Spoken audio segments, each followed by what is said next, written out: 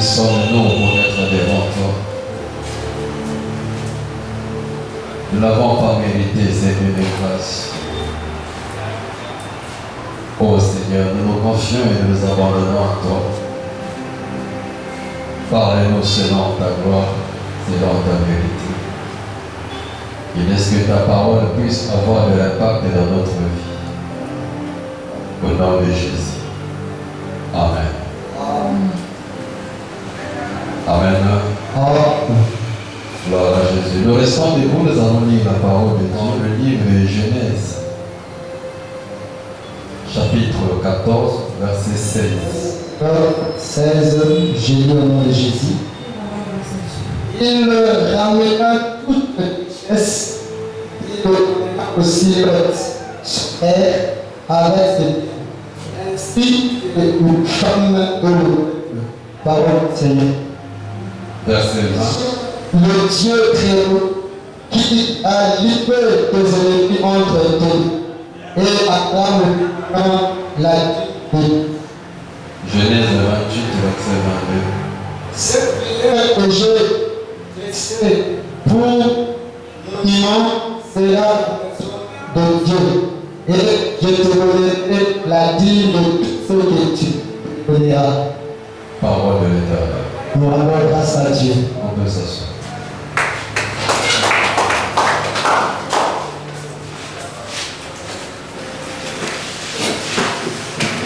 Amen. Le message que nous commençons cette semaine, nous allons parler de la dîme. La Bible dit que Abraham ramena toutes les richesses et il ramena aussi Lot, son frère, avec ses biens, ainsi que les peuples et les femmes. Lot azalaki ndeko ya Abraham, peu neveu ya Abraham, parce que papa ya Lot des cousins ya Abraham. Mais bakambolaki Lot akendeki kokota na mboka mosusu na Sodome mpe Gomore. Abraham atikalaki na ngambo na ye. Mais esika Lot akendeki bayini baye, alors babundisi bango babote ba richesse nyonso. Babote ba richesse nyonso bazwi na basi na biloko, on dit toutes les richesses. Et bakangi na Lot bakie na ye en tant que prisonnier. Alors Abraham na mboka ye azalaki informé, Abraham akei kokunda mpona cousin na ye. Amen. C'est ça la famille. Dans une famille, on ne peut pas supporter que l'autre soit prisonnier. On ne peut pas supporter que le frère, le cousin soit dans les circonstances, il nous en a dit. C'est mauvais. Ici, dans la montagne de l'Éternel, nous formons une famille. Et ce n'est pas bon que tu puisses te réjouir du malheur de l'autre. Ce n'est pas bon quand un frère est tombé, cela te fasse de la joie, du plaisir. Au contraire, ça doit te faire des soucis. Tu dois prier pour ce frère, que Dieu le relève de là où il est tombé. Ce n'est pas bon quand un frère est tombé dans le péché ou quand un frère est dans le problème, pour toi c'est un plaisir. Au moins il était, si bien tel. Ou ce n'est pas bon de te réjouir quand quelqu'un est dans la suspension. Ça montre qu'il y a un problème. Ça montre que sa vie a eu une difficulté. Et nous devons nous entraider, nous soutenir. Aider l'autre dans la prière pour que l'autre se relève. Aider l'autre dans la prière pour qu'il il faut te aider, il faut se visiter. Alléluia. Nous devons nous entraider. L'église, nous sommes une famille. Il faut te sungana. On a un problème. On peut que nous avons un problème pour nous sungayer. Pour que nous ayons un sujet dans la moquerie. Pour que nous ayons un sujet dans la littérie. Pour moi, on était la couille. Pour moi, on était la bête. Pour mon bon de couille. Où il y a une situation dans le foyer. Et comme il y a un sujet à ma solo qui est la mauvaise. Au lieu de nous enlever pour la monica.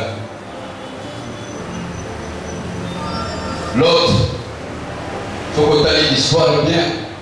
Abraham Kazalok kokundela Lot était. Parce que Lot a eu la place à richesse. Parce que Lot a valeur au choix de ça. Un travailleur, un serviteur Abraham. Abraham a choisi que va mater les milliers Abraham. Bakabala qui n'a n'est qu'à bien fait. Après ma peine à Lot, tout le monde a été gagné là. Pour nous, de l'Okende. Au Okende. Oui, tika, ngana bonsoir. Donc, à mon place là, qui a mis à terre pour nous accueillir. À la nette missionnaire, il est à mon avis pour l'âme. Je vais dire pour que nos côtes qui sont là, on peut comment. Et après, on va dire que nous avons agi les capots. Avant, on va faire la vérité. Agi va travailler, parce que pour nous, ça va trop, même qui découle en tant qu'esclave. Mon gars, ça va prendre les sous, à comme esclave. Mon gars, ça va jouer problème, à comme la situation comme esclave. Mon gars, béni, à comme esclave en maladie. Il faut qu'on fasse dans ce réjouir. Il faut que la boubonne de la monica. Amen. Pour que la visite Monica, quel problème il y a aujourd'hui? Pourquoi on a une église? Parce que tout ça a au plaisir. Monica, il y a une église dimanche, mercredi, semaine au plus bas, monanité. Tu ne cherches même pas à savoir pourquoi il y a monanité. On a posé la pasteur à Salam. Non, il faut y aller pour la monanité. Qu'est-ce qui s'est passé avec lui? Oyoki Sango, Abelaki, Oyoki Sango. Tu as vu qu'il y a un accident, tu as Bundaki, tu as choisi qu'il y a un mois. Quand on a ma bonne délai, nous avons sungaye, nous avons télémisaï. Ce que Abraham a fait, accueillir pour Bundapon à l'autre. Puis tant qu'accueillir pour Bundapon à l'autre, a gagné tout le monde. Tant qu'à gagner tout le monde, a joué la richesse, n'a pas bien, a joué dans l'eau, n'a pas si, n'a l'eau. Amen.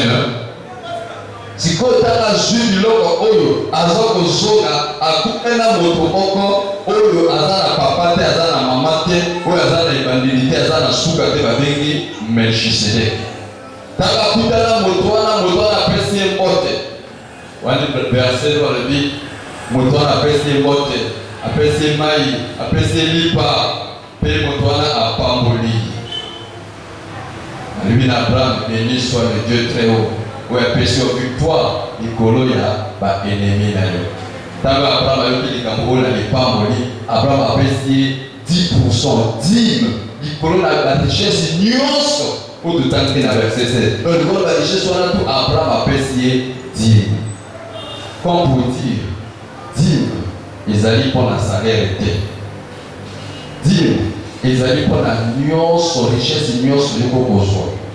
Vous allez fonctionnaire. Vous avez un fonctionnaire qui a une richesse, elle n'est pas morte, Bakabio, Olokoti, Bapesio, tout salaire, tout bénéfice à mon bon, il faut que l'on l'a 10 000. Amen. 10 c'est-à-dire 10%. Elle disait, ils n'allaient pas aller en Zambie. Alléluia. Ils n'allaient pas aller en Zambie. Ce que l'on l'a voté aux Abouyes en Zambie. Ce que l'on a voté aux gens au poste en Zambie, et ça tout le monde après. Aux gens au poste en Zambie. Petit demande à Abraham a précisé, il y a toutes les richesses, là, bien sûr, ça soit qui. Quand il y a Abraham, ça va aller à Moïse et Banalité. On ne savait même pas que Moïse allait naître. On ne savait pas que Moïse allait naître. Donc, la dîme vient avant la loi. Amen. Parce que la loi est venue par Moïse.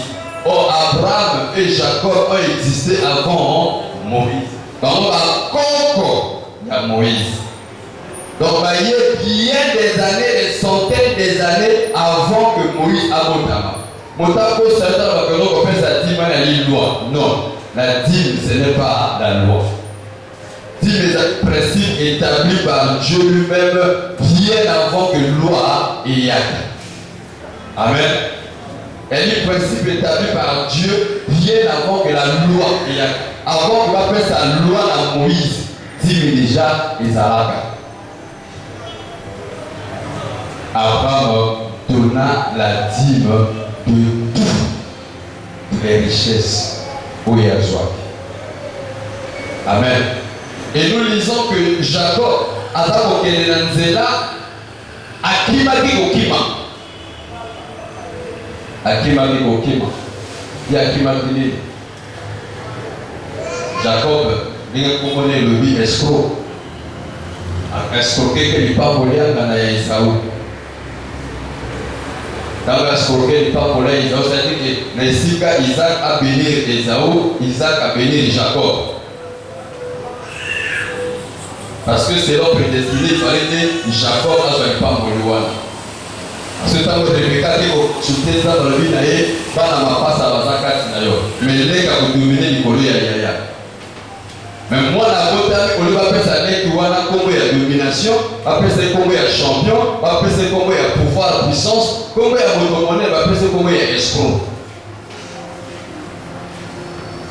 Mais en fait à récupérer quand il parle de l'aïe aux âmes à Salak. Amen. Mais Esaú dans la yé que bénédiction où il y a une côte dans la yé et qu'il a Jacob, Esaú a signé. Parce que Rebecca n'a pas dit, elle a dit, ah,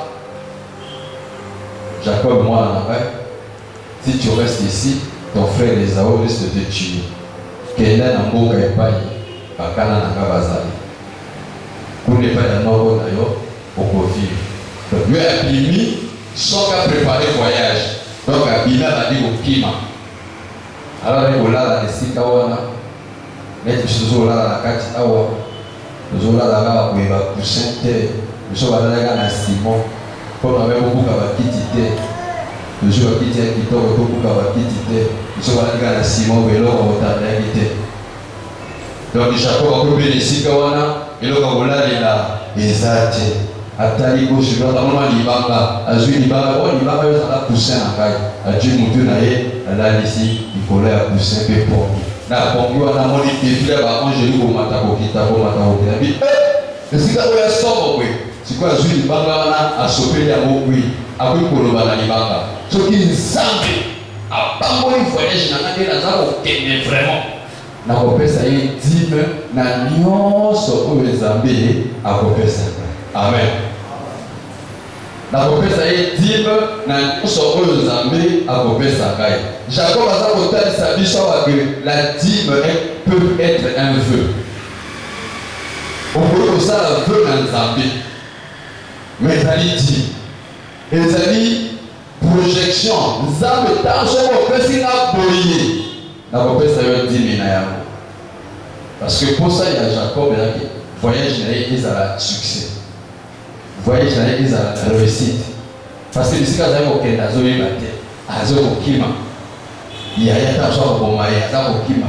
Habita le soko suinga na voyage na ka opako libai na kopesa yo dibi ya nyonso yo kopesa ngai. Le cause dans la nyonga ko defayo. O mettez signe de ça vraiment soki moteur futi nyonga na kopesa yo di ya mbongo tout ya kofuta ngai nyonga. Amen. Au sali veut na Nzambe. C'est ce que Jacob a fait. Au sali veut na Nzambe. Nzambe soko peut réussir que notre peut peut-être réussir Nzambe. Na kopesa yo dime na mbongo tout on a rejoint na kopo wana. Pour dime na la richesse tout on a rejoint na kopo wana na kopesa yo dime. C'est ce que Jacob a fait. Alors qu'il est de l'autre côté, à qui m'a pas papa, alors que le voyage a évité ce voyage, mais bien, ce que la Nzambe le voyage n'a pas réussi. Nous sommes là rejoint le voyage wana, na kopesa dime na ya. Alléluia. Donc, au sein de la feu, on l'a vu dans les Nzambe, sauf qu'il a su. Précision, c'est-à-dire, ça va défaillir. Nous sommes dans la porte, marcher, c'est-à-dire, moi, je vais marcher, voilà. Vous dites, vous savez pas la moussala, mais si mon moussala, vous en salaire, vous salivez dans Nzambe. Nzambe, c'est qu'on prend mon lengaï. Ce qui est là que vous allez réussir, Nzambe n'a pas fait ça, il dit, na nyonso, où il y a besoin. Et puis, Jacob a gagné. À quel point il y a là-bas, tout ici, il y a venu gauche droite, là-bas, venu gauche droite, a changé sa lettre 10 fois. Mais tant que Jacob a écouté là, nous avons salé à Bimeli Jacob, à Bina Jacob, à Moligno Soa, Salabé, Nazali Nzambe, pour le Pesakanda, il a pété, pour le Pesakati. Amen. À rappeler le feu au Yasalaki. Donc vous dites que Naye Siko est là venu voyage na yo. Mais Koko Sanate, Nga Nazali Nzambe wana, où il y a la Bakindai, na Bethel, pour couper sa dîme. nzambe ayokaka veu nano oza na yango te nzambe akoyoka veu na yo nzambe akoyoka veu na yo alapinda binzambe soki faire réussir voyage na nga oyo nakopesa yo ntimi ya nyonso oyo kaka kozwa na voyage wana mais ntango voyage oyo mikakatano Jacob aleli na motema nzambe abimeli ye abi kolela te nga kaka nzambe wana oyo olapaki ndai na Betel oyo osopaki mafuta na libanga wana oyo baki kopesa ngai ntimi na nyonso yo kozwa naye kofere voyage na yo bonga amen donc okokopromete ntimi na nzambe okopesa ntimi na promese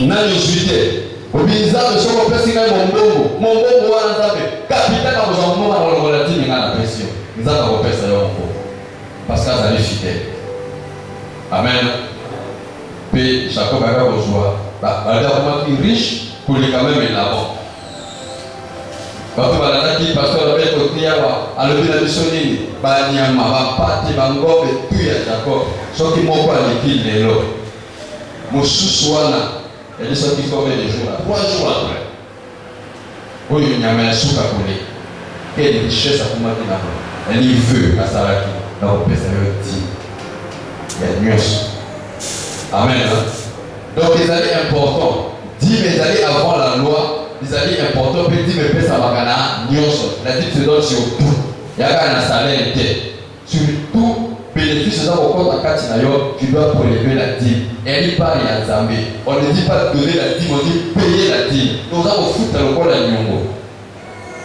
oza kofuta lokola nyongo amen et c'est tout sur moi jusqu'à la fin on peut assimiler tout ça na kozonga na koteya sur la dîme parce que na église awa toza na problème ya dîme bato bazokopesa dîme te et même les gens bayebi babi pasteur ezongi na koteya biso alors les gens temono bapesaka dîme te basappauvrir ils ne s'enrichissent pas mais ils s'appauvrissent et je vous donner 6 raisons pour lesquelles les chrétiens qui ne payent pas la dîme s'appauvrissent. Comment 6 raisons pour lesquelles les chrétiens qui ne payent pas la dîme s'appauvrissent. Au moment dans la vie na yo, ceux qui passent 6 raisons pour les alliés, ne connaissent la loi au foot à dîme pour se libérer là.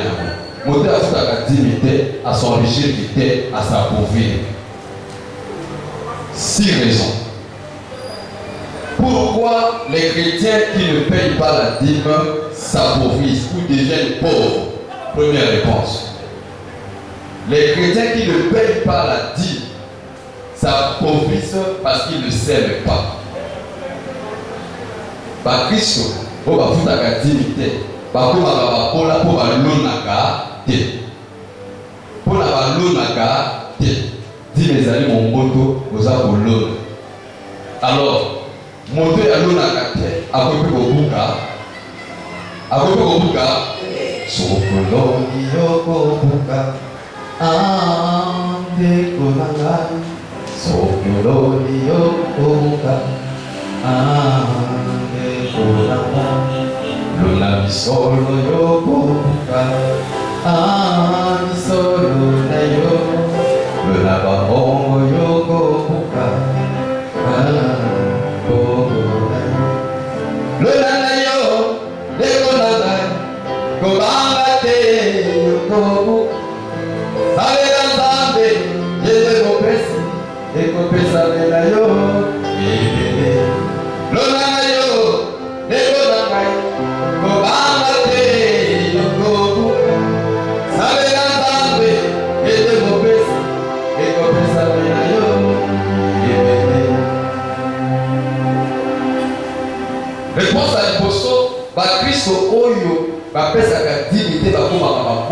ils s'appauvrissent. Pourquoi? Parce qu'ils ne s'aiment pas.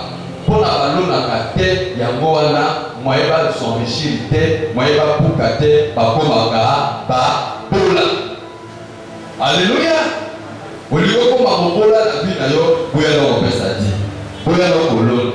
Vraiment, vie chrétienne, vous avez pauvre sur pauvre égale pauvreté.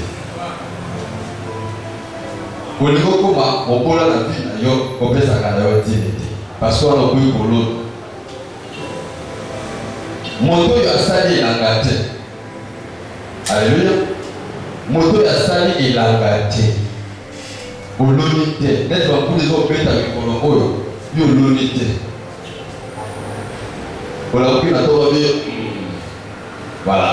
Oui, la moitié de la sambo n'a pas été boti, n'a pas été boti, n'a pas été boti, n'a pas été boti.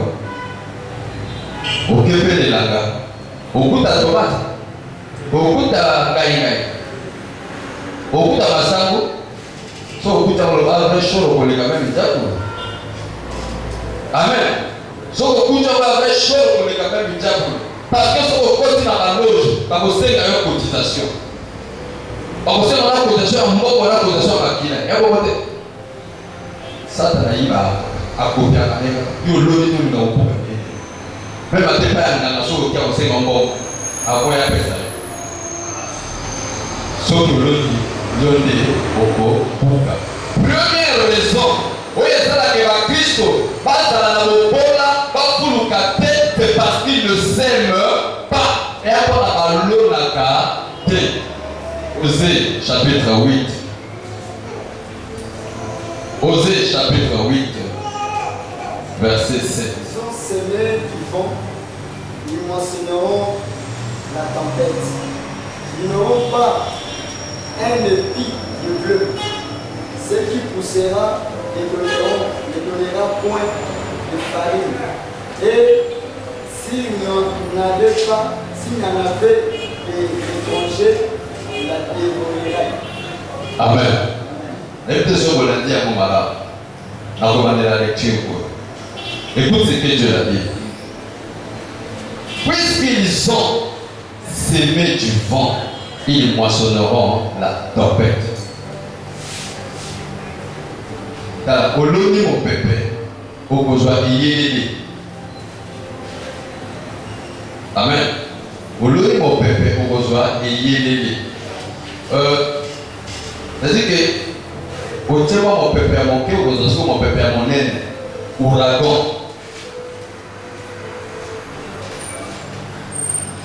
Donc, il faut une colonne. Oui, ouragan, il y a caca. Et puis, pour la gana, il y a banda. Au tsunami. Alors, on peut nous faire du bruit. Voilà, quand on a comme toi, tu l'as dans le monde. Et dans ça, il y a que moi. Donc, on va se souvenir que on a dans le truc pédale et qu'il y a mon peuple dans le monde. Alors, le corps a l'eau, il a d'abord mon peuple, mon peuple, mon aide. Donc, il faut que ça dise, aujourd'hui, il y a une raison. Nous avons fait ce tas de tout, il y a une raison. Nous avons fait ce bon, on va sauver à 10 000, on va 10 000 fois à 10 000. Pour le projet, on a commenté. Nous avons fait ce yoga et bédé à la dent, au besoin, mon père, on est là, oui, on pique là tout. Est-ce que quelqu'un comprend? Vous avez bédé mon père, oh, il y a là, et je dois tout faire qu'elle est là. Parce que tu as refusé de s'aimer, tu auras la tempête. Et ça poursuit pour dire que ils n'auront pas un épi de bleu. Donc, à terre, là où il y a fallu que vous avez chuchoté, ça confirme ce que Jésus dit. On donnera à celui qui a, à celui qui n'a pas. On ôtera même ce qu'il a. Donc, où il y a ça dans la beauté, parce qu'on porte la table, où il y a. Donc, pendant le temps, vous avez la beauté. Et dans votre trouble, parce qu'il y a l'unité, ça va votre trouble. Avec la table, mon cœur vous a la beauté. Mais après, le chose est grave, c'est qu'il dit ceci. Ce qui poussera ne donnera point de famille. Oui, il faut s'arrêter pour ça. Je comprends ça ta famille. Vous le mettez dans ça l'économie. Hein? Dans ça l'économie. On a jambon, on a été à la caisse. On peut jouer bénéfice d'un bon côté de la caisse. On peut surtout qu'un malade ici, il faut bon aller ici. Si tu achètes au Bimalou, il faut pousser à ta moquette et au père son farine. Parce que on est à la caisse, on a posé la bombe au somolo, on a été à la vie de l'Imbabwe. Et puis on joue à tel l'homme on est à côté. On calme. Balina tuwa, tout la maman dit qu'il va bali, et qu'on va tout le maman dit qu'il va attendre la mort. Et qu'on va tout le monde 10 000 dollars. Il y a qu'à donner, il y a qu'à se malheurer, on peut personne dans les 1000 francs, on peut personne dans les 200, on peut personne dans les 2000. On s'attend qu'il y a 30 000. les lobbies ils font le bit demi, le bit 3. On s'en a donné. On s'en a donné. Est-ce que on s'en est là? On s'en est là côté. Donc à ce moment, on appelle ce militaire qui a été appelé et le mot d'alors on est tout. Rien dans le bit à table. Pour attendre on quitte la gueule poussée voilà. Aussi va farine na yango. Aussi va farine na yango. Mais comment kaya ko lobala na bi papa. Na ko bi mala moko be tout écueilli. Quand tout écueilli. Et puis ça va dans le coup. Attendez la suite. Papa on va voir quoi. Oui. C'est plus quoi le présenter. À quoi qui monte. Habitant par le pied. Sauf que il dit à propos de la fois 7. Calculez le nombre de Bungisi. Calculez la 10 000 présentés. Au comme à fois 7. Il y a 10 000 présentés par exemple. Avec même une farine à mon cœur, et comme il m'a dit. Au comme ça, les gens s'attendent que bon, on a la tienne, les gens vont bénéficier, tu n'auras rien. Pourquoi? Parce que tu n'as pas donné ta part avec Dieu. Et Dieu poursuit. Il dit, et s'il y en avait, les étrangers la dévoreraient. Vous comprenez? Par chrétien, par son Dieu, parce que l'on a gâté. Même s'il y en avait, donc, attends pour moi bénéficier d'un paiement. Attends pour moi, je peux dire à côté, par étranger, à vous dévorer à vous. Quand on se souvient pas, on a un peu de au soir, on a un peu de après, on roule là, bon, ici, qui est zoné à l'endroit. Ce qui est bon, on continue à l'endroit, pas dans la vie, on va dès que bon, ici, qui est continue à l'endroit. Dimanga, aïe, étranger, la police, il y a un police à côté de l'étranger, la police. On a ça qui projet dans ça, la police, on comprend que bon, ici, il y a des vies. Bon, on a des vies, tant qu'on soit qui bon, on a ça qui parle dedans. Yolo, yoko, buka. Manayo, Soloni Yoko, Manayo. Zambe, Azali nae Zambe, Zambe, Amuwa nakate, Pilaka nae Libobo yanite, Zambe, Azali kaka Zambe, Moninga, Nanga, Dosaka Zambe. Moninga, Nanga, Malachi 3:10. Allez à l'étranger, ne va pas dire. Aux sala, bon, on est étranger, on va se dire. Aux cas, on va la poche. Aux cas, on dit qu'il nous quitter. Au qui nous là, on quitter. Bon, on va la poche, bon, on va la caisse, bon, on va y. La tête est en cacahuète. Pourquoi on fait boucher là-bas pour rien? Vous dites bon, tant la joie qui est dans la salle qui est la côte qui gauche, la table là qui est bouillée. Non, la tête est bouillée. La somme qui est longue. Au moins qu'elle veut la dépense. Même du matin, on a dépensé peut-être à 10 000. Mais comment sont les fait pour la. Non, on peut appeler ça bien. Attends, 2 000 mots. Moi, à l'île, il est l'homme. Dans le but, par étranger, par lumière. Étranger à votre éviter, par étranger par lumière. Oui, maladie côté dans la situation liée où on subit la boyer, maman a eu dans la maman la situation. Quand la minute, nous avons encore dans la maman. Donc tu sais, pour comprendre l'idée, papa n'a pas eu maman. Bon, on peut se porter comme ça. On dit que il va moi, je ma maman, exact, par étranger, par l'import. Le bal négocier attention. Le bal négocier attention. Connaît ça va étranger. Convive ça va étranger. Moi, on a fait bénéficier d'ailleurs des mots. On a pensé à la mort, on parle d'étranger dans l'IATA. On a pensé à la mort, on parle de la problème. On a pensé à la mort, on parle de la situation. On a la mort, on peut bénéficier d'un mot. Alléluia. Le va faire sa gratitude. Faire sa gratitude. La première raison pour laquelle les chrétiens vont dans la pauvre, pour la faire sa gratitude. Elle dit pour l'autre. Dis ça pour l'autre. Ce pour l'autre, il te bouga. Ça va être étranger. Par contre, d'ailleurs, là, quand on va faire le gars, il y a un peu de par contre, d'ailleurs, na bakotafuna yo mosolo yo ozokeba ozonyoka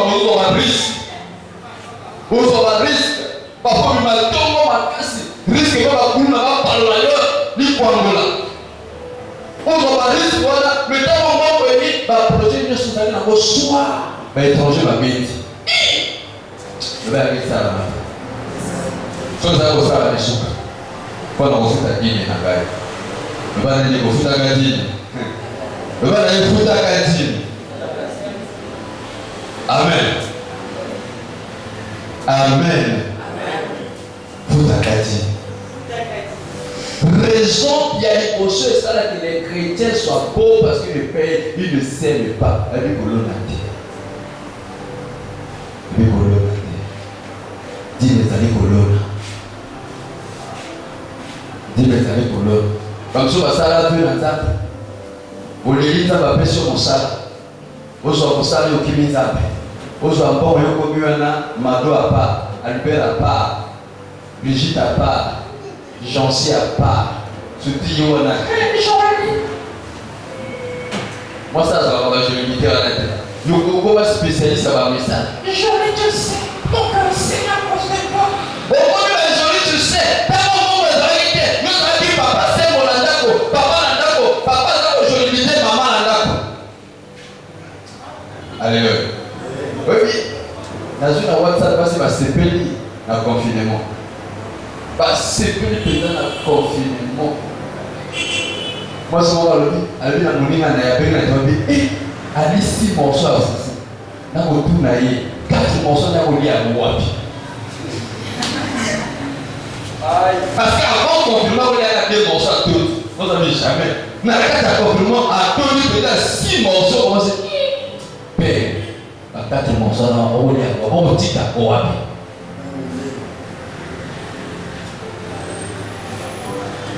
Tout cela parce que au commun, énergie à gauche dépenser, énergie à droite dépenser, énergie devant, énergie derrière, au Bosani et aux Ali, na alliance dans Zambé. Vu la vie sur chrétien, ça dit alliance. La alliance d'un contrat. Aux autres salariés, ça va aux salariés. Et moi, au salarié, au foot à dîme. Au foot à dîme. Je me souviens, il y a un frère, alors qu'il est là, à quoi tu as c'est mon droit d'alliance. Et qui dit, mais il a commis alliance. Il a fait la sauce. Aí eu penso, para aí a Deus. Para aí a Deus. Mas o que vai ser a coisa? Zabe ele juro na coisa, na coisa. Ele juro na coisa até. Banana moqueiro zabe. Ou na zobo cate na peça. 10.500 euros. É ok. É beleza para nós. Ce qui compte dans Zabe, ils allaient action ou ils allaient volonté. Discipline, fidélité à côté de pour ça, vous avez dit, vous êtes fidèle à l'homme, vous êtes fidèle vous êtes fidèle à l'homme, vous êtes nous sommes des autres rébellés, on peut se dire, tant que vous êtes là, vous êtes la somme, il y a bon, on peut se faire le coup et après, vous êtes bien à Brigitte. Soit Brigitte a une pardon. Alléluia.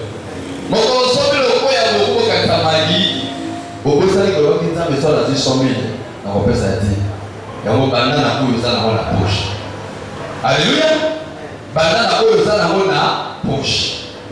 Dans le niveau de la vie, banana niveau de la vie. Ce qui est niveau de la vie, il y a 100 francs. 10 il y a 10 francs. Sont les années.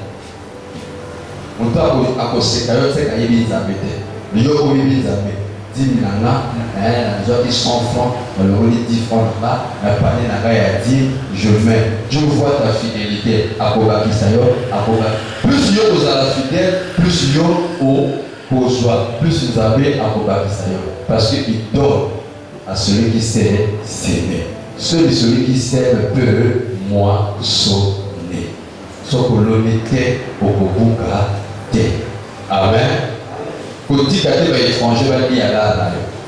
Kuti kate ba étranger ba joie o ya yo ba lia. Covid ça va étranger. Congressé à l'étranger, bah pour ta foutre à tête. Quand vous êtes étranger, vous ta foutre à tête. Non bon, on a eu au quoi pour la postale là. Ah ouais. Pourtant la deuxième raison, et on va s'arrêter là. Il y a 6 raisons pour ça que les chrétiens demeurent pauvres. La deuxième raison, les chrétiens qui ne payent pas la dîme s'appauvrissent parce qu'ils n'attirent pas les bénédictions. Pas à la pauvre, parce qu'il faut payer la bénédiction et pas la parole. Pour foutre la dîme, ils allaient pour payer la bénédiction. Pour foutre la dîme, ils allaient pour avoir la sanza. Vous savez, la lune fait quoi? La lune, elle n'a pas de lumière. La lune n'a pas de lumière. La lune est une planète sombre, noire, ténébreuse. La lune n'a pas de lumière. Mais la lune fait quoi? La lune se positionne pour capter la lumière du soleil. Quand la lune se positionne, elle reçoit la lumière du soleil et elle transmet sur la terre. Il y a un moment la sanza est comme éclairée. Mais position il y a ça en haut, où il y a la lumière, il y a le soleil, sauf qu'à la position il y a bien. Au moins il pleine lune. Donc il s'arrête tout et elle est pleine lune. Mais puisque la lune attend de tourner autour du soleil, le corps attend de tourner autour du soleil, ça va la position où il y a bien des rayons, il y a le soleil, il y a des compagnie, au moins il non, ça n'est rien au Katana. Et puis le corps a croissant. Peut-être qu'il y a la lumière, on a le corps a croissant. Mais lorsqu'on peut à ça, il face à barrer. Parce que moi, ils ont dit d'abord, il faut avoir la position encore, à jouer lumière pour atteindre dans la pays. Mais ce qu'on a barré à barrer moi en plein midi, pour tout yindi, on va payer en haute éclipse. Parce qu'il y a des gens qui ont mouillé. Mais ce qu'on a fallu à face dans la lumière, à barrer pour en plein midi, on va voir la midi pour tout yindi. Ce qu'on a la lumière, et puis ma tellement fort, il m'a exigé pour longtemps la roue dans le note spécial. Là, ça veut éclipse. Il faut sortir beaucoup de parce que à barrer, imaginez aujourd'hui torche, un projecteur à ma casse, au type au bloqué l'hiver en haut, puis il m'a pas il y a trop fort. C'est ce que la lune fait. Et ça va en quelques minutes, 2 minutes, 10 minutes, pas la lune a été à jouer pour les moi il frappe ce que. Amen. Alors, pour s'aimer, quand tu donnes ta dîme, tu attires la bénédiction. C'est comme la lune qui attire les rayons du soleil. Pour se positionner afin que bénédiction dans ta vie et yaga continue. Bien aimé, cette vie est difficile. Nous vivons dans des moments trop durs. Nous vivons dans des moments où même les États sont en train de souffrir. Job dit que la vie est tellement dure. À un moment, Job a pleuré, il a même dit pourquoi ma mère m'a mis au monde. Parce que la vie n'est pas facile. La vie n'est pas facile. Tant que Jacob a commis pour à Pharaon, Pharaon a tourné, quel est ton âge? Sur qui réponse il y a Jacob, les hommes de ça qui a pour les dans la montée Manaï. Dans la Genèse 47, verset 9. Genèse 47, verset 9. Jacob répondit à Pharaon, les jours des années de mon pèlerinage sont de 130 ans. Les jours des années de ma vie ont été peu nombreux et mauvais. Au Gabon. Peu nombreux et mauvais. Et ils n'ont point atteint les jours des années de la vie de mes pères durant leur pèlerinage. Jacob fait la distinction. Lui qui me colère notamment en Gaï, âge n'a 130 ans. Mais bénéfice on a joué à 130 ans et à monter. Donc c'est comme si la vie vivait. Parce que l'église, à l'époque, étape lui dans l'église la douleur. C'était peu nombreux et mauvais. Puis quand on a été dans mon cœur, à ma paix. Vivons les abololo. Alors, le seul moyen de s'attirer, ne pas mourir, les amis, pour s'acquitter, n'a pas à zapper, de donner sa dîme. Parce que la dîme, ça tire la bénédiction. La dîme, Isako Momola, il a appelé Mabé. Malachie 3, verset 10. 6 raisons pour lesquelles les chrétiens s'appauvrissent lorsqu'ils donnent pas la dîme. 1. Parce qu'ils ne s'aiment pas. 2. Parce qu'ils n'attirent pas la bénédiction. Malachie 3, 10.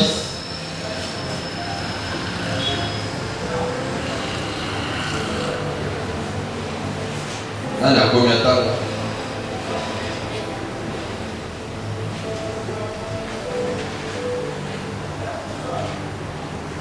Malachie 3, 10, je donne le Jésus. Apportez à la maison du trésor toutes les dîmes, afin qu'il y ait de la nourriture dans ma maison.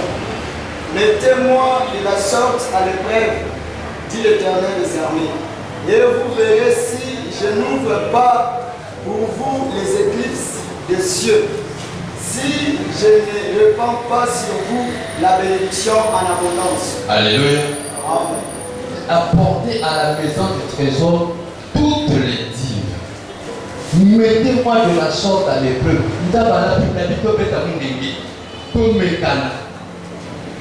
Et vous verrez si je n'ouvre pas pour vous les éclipses du ciel. Je vais vous dire, on peut appeler ça dîme. Pour la banalise, c'est rigolo pour la vie. Emae, Pogola Malula. Emae, Pogola Malula. Avec Posa Yakoma Malula. Dernière prière, le bas n'a pas prière. Le bas n'a pas prière. Le bas n'a pas prière. A toi, il y a au fond de ma tête. Pour le fond, on appelle ça.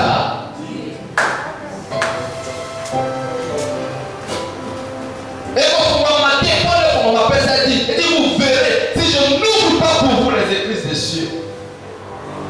Ouvrez les éclipses en abondance. Fais tomber ta pluie sur nos vies. Ouvrez les éclipses en abondance. Fais tomber ta pluie.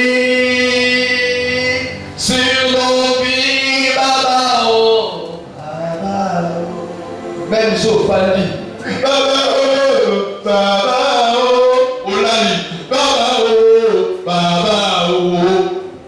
Ça la 100 ans et que vous voyez. Donne la dîme. Paye la dîme. C'est quand tu auras payé ta dîme que les éclipses des cieux ils font quoi? Après que ça peut vous aller là. Eh monsieur, l'église n'a pas ça à carnet. Amen. Carnet va dire. Donc, il y a dit, tiens la carnet. Vous avez la carnet, vous avez ça chaque mois. 10 minutes toujours, ça va utiliser la carnet. À ça, il a gagné. Il a gagné tout à fait. Il a gagné à Massako, un Américain. Les autres bout à tête.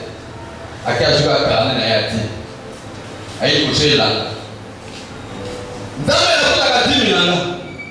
Et là, il a envoyé ta tête à moi, je paye ma dîme et la république va faire la dîme. Aujourd'hui, il va envoyer ta tête. Nous allons voir la analyse dans l'eau. La foule à la dîme est là. À qui on l'a? Alors, on a Congo. Il a mis au bout de la tête. Il pose. Il y a des degrés extraordinaires. En une seule nuit. Amen.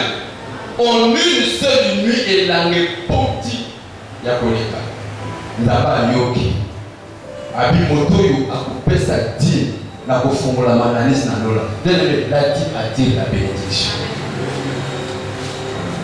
Les chrétiens qui ne payent pas la dîme s'appauvrissent parce qu'ils n'attirent pas la bénédiction.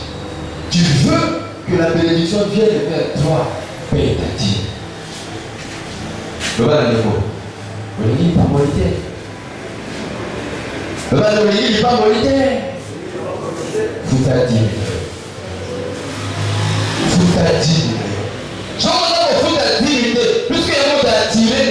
bénédiction. Donc, aux autres, vous allez comprendre, vous allez dire malédiction. Aux autres, malédiction. La bénédiction de l'Éternel enrichit. Elle ne se fait suivre d'aucun chagrin.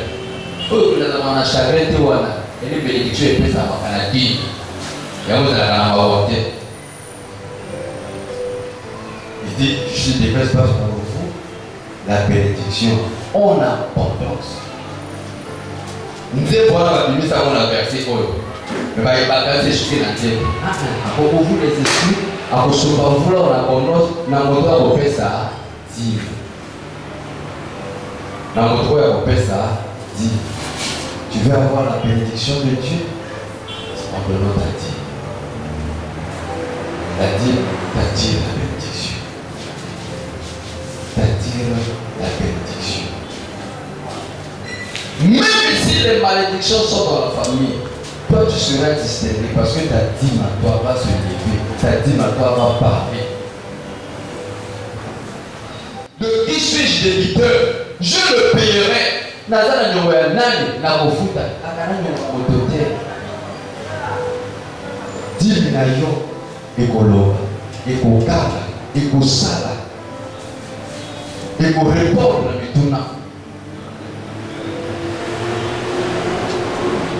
Quand il a un niveau à Koyeba est bien qui toque, que c'est le saga mon lema, ça ne résout pas la poche. Donc voilà, dis-le chante pour toi, mais ça ne résout pas ta poche. Il résout les poches à la tête. Amen. Au niveau de la caisse, quand tu vas démon, on est là. Gelé, Pelé Goba, nous allons la casse quand tu vas démon. Au niveau de réussir, ceux qui ont l'école, ceux qui ont mon congo, ceux qui ont la ligne, là, confiance, ça va s'accoler. Ça va prophète, ça va s'aller dans l'âme pour réussir. Au niveau de sa poche, au niveau il y a mon solo, il y a le meilleur, il y a le G, il y a franga, il y a mon tété, il y a l'argent, il y a le coni, il y a mani. L'homme l'a dit. Paye la dîme. C'est la dîme qui va t'ouvrir la voie de l'argent. Papa Oyedepo dit que la dîme n'est pas la prospérité, la richesse. Ce n'est pas une prière qui donne ça. Ce n'est pas une chanson qui donne ça. Mais c'est une alliance où tu as sémé, tu as récolté. Oyedepo parle. Nous voulons avoir ici des grands dames d'affaires. Nous voulons avoir ici des grands messieurs d'affaires. Nous voulons élever ici des députés, des ministres, qui ne viendront pas de l'extérieur, mais les enfants d'ici, qui se lèveront, qui seront dans les partis politiques, qui se lèveront, qui seront dans le commerce, ceux qui vont aller en Bandou, à Dubaï, peu importe où, jusqu'en Inde, ceux qui vont aller en Turquie, les gens qui vont se lever ici, ils vont faire des grands dépôts, pas comme ils vont dans Mickey, ils vont faire des grands dépôts. Nous y arriverons, bien aimés. Si toi, tu prends l'engagement de commencer là où tu es, à donner seulement ta dîme, la dîme de 10 francs, la dîme de 100 francs, la dîme de 50 francs, si tu es fidèle dans les petites choses, Dieu te donnera les grandes choses. Et ça dit souhaiter, bien aimé. Et ça dit souhaiter. Regarde, la Bible dit ceci. La Bible dit ceci. Que la nature est mon corps. Les autres peuvent s'appeler dans ma réalité. La nature ne vous enseigne qu'elle pas. Pour dire que au bout de la nature, pour comprendre la vie. Amen. Et nature, le bien la mission.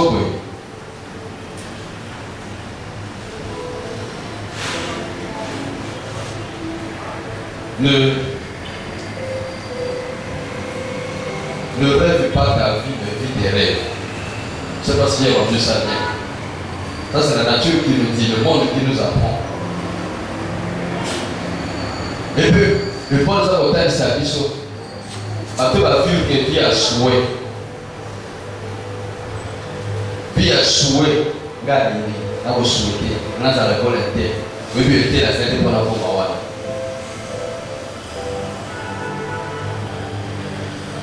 okosuka lokola vie wana nakaka basouhait okoyo mobali nga naza basouhait okozosouhaite kaka lokola yebi moto moko abimi retraite kaka na l'école. Donc, asali diplôme mabe, asali diplôme mabe, asali diplôme ti âge à retraite de quoi? Azongi mboka kena ipoto. Comme na poto dossier exact, cadre exact, on compte à l'école pour que va refouler. Si âge comme ça l'école est chini, on a âge à retraite. Donc, attache mon salaire, on va s'appeler âge à retraite. Pour l'examen na yote dene. Pour l'examen pas battre pour. Zala mutaza na ambition, zala mutaza na objectif. Il y a quoi atteindre la vie. Quand tu es étranger, tu vas dire que il va attirer les papes vers lui. Il va attirer les papes. C'est ça être fécond. Quand Dieu dit dans le livre de Genèse 1:28, soyez féconds. Nicole Bani. Être au tabac? Non. C'est vrai au tabac. Au tabac, la bonbonne d'ailleurs. Être fécond, c'est être productif. Être fécond, c'est être en position que les parents n'ont pas pu épailler. Mais pas mal de coups épailler dans l'édition et pour bien d'ailleurs. Le coup là est mort. Aux yeux, bouchon, aux yeux, moi je l'ai savé. Le bébé d'avoir bouchon là. Parce que bouchon, c'est le moment la carte où il est mort et bien d'ailleurs. La carte à vie d'ailleurs, et là où il est mort, bénédiction dans ta mémoire bien d'ailleurs. Dit.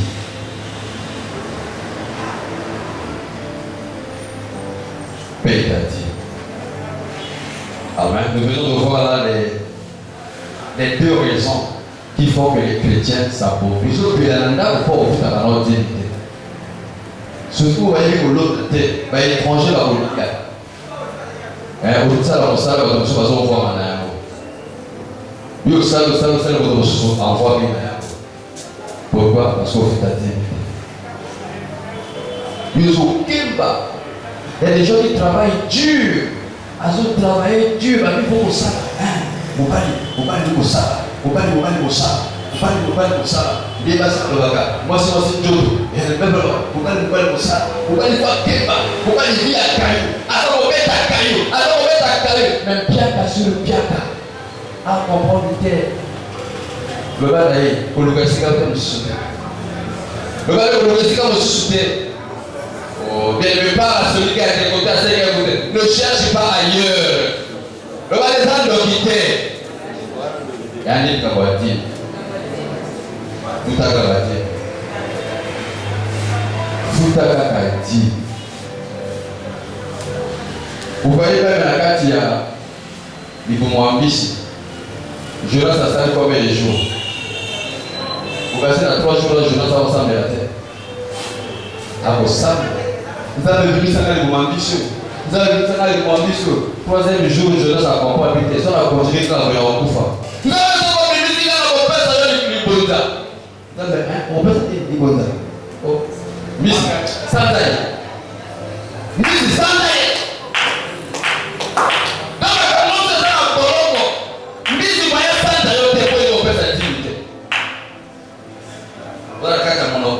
Kana mtu na dola ni kuambia ngomima. Kwa nini unapesa 10 na sasa? Sasa papa.